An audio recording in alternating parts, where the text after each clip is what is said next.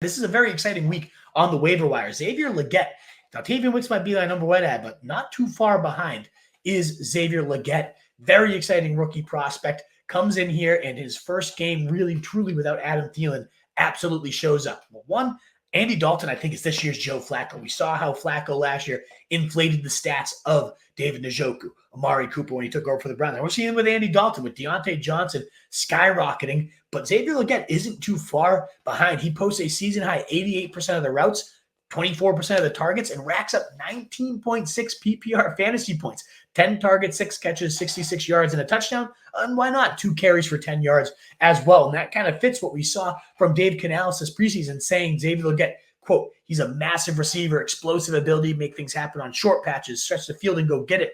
Wide open, how quickly he can really assimilate himself to this offense and pick it up. We'll even use him in the backfield. And that's what we're seeing. They're doing a very, very just multi-dimensional role for this incredibly explosive yak monster from college. I get all the late year breakouts and all that, but we're seeing it right now in college. And anytime you see this like kind of young, unknown upside that has the backbone of being a very productive in the SEC type of prospect, you got to be aggressive and go after it. And I know next week it's one of those guys where you get Chicago, third toughest matchup.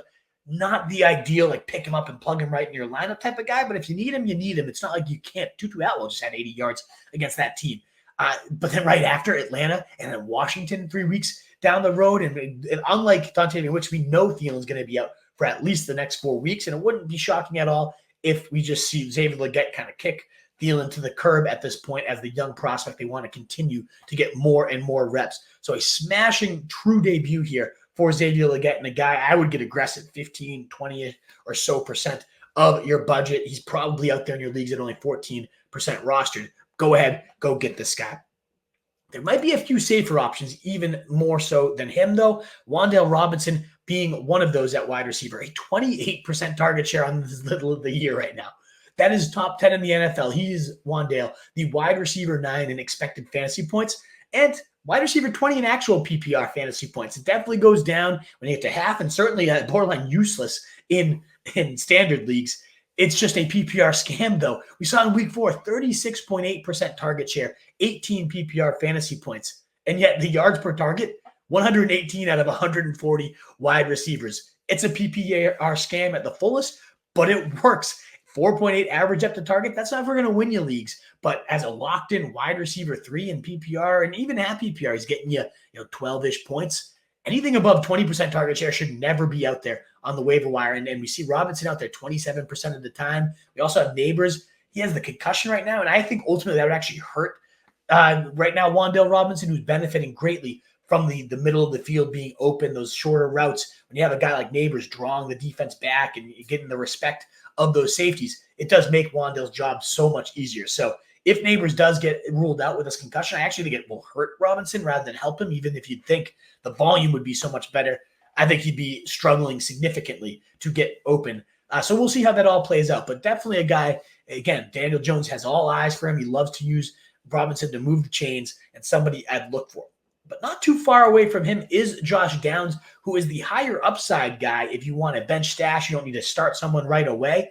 I think Downs is significantly more talented right now than Wan'Dale Robinson, and he can certainly offer more upside and long-term ceiling. 29% and 33% target share the past 2 weeks for Josh Downs. 22 fantasy points this last week out, wide receiver 8 on the week. The caveat is it was because of Joe Flacco. 20.1 of those fantasy points of the 22 points came after Flacco took over. Downs had a 33% target share with Joe Flacco. It seems very much so that he's going to be dependent on if A-Rich plays or does not play. And we don't know right now what that status for the hip injury is with Anthony Richardson. Been labeled day-to-day. It would seem to suggest he'll probably be back this week. And I have a real hard time starting Downs, at least until I see him and Richardson bake up a little more chemistry.